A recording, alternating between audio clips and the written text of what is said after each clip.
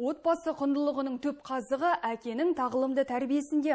Ұрпағын ұлтжандылыққа баулып, ата кәсіпке бағыттауда әкенің алар орны да бөлек.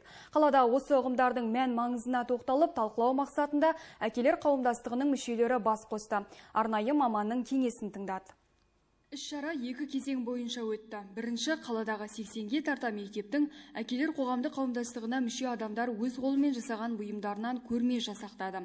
Мұнда асқан шеберлікпен ұлттық нақышта көркемделген үй жабдықтары, дархан дала көрінісі суреттелген картиналар, ағаштан жасалған аспап түрлері бар. Көрмелер арнайы әділқазы арқылы бағаланып, арнайы марапаттарға ие болатын болады. Бұл көрменің басты мақсаты әрбір әке өзінің баласына үлгі болу мақсатында жүргізіп келе жатыр.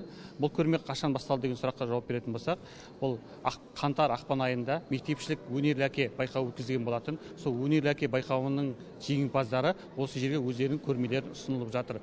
Ағаш пен темірді қолданып түрлі туындылар жасайтын үлгілі әкенің бірі Нұрпейіс Итолин. Әкелер қауымдастығының мүшесі қаладағы нөмірі 77-ші орта мектептен келіп отыр.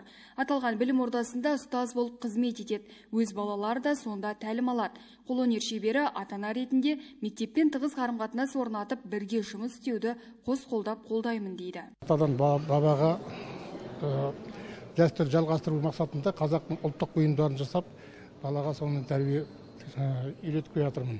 Енді мына жерде қарап отырсақ, бүткіл дүниелерді көріп отырсыңдар. Қазақтың нақыштары, ою-өрнектері нақышталған осы дүниелерді осы балаға қалай жасау керек, қандай құралдарды пайдалану керек. Сол мақсатта мен балаларға қазір тәлім тәрбие беру мақсатында соны қолпаштап отырамын, яғни бағыттап. Екінші кезеңде тренинг өтті.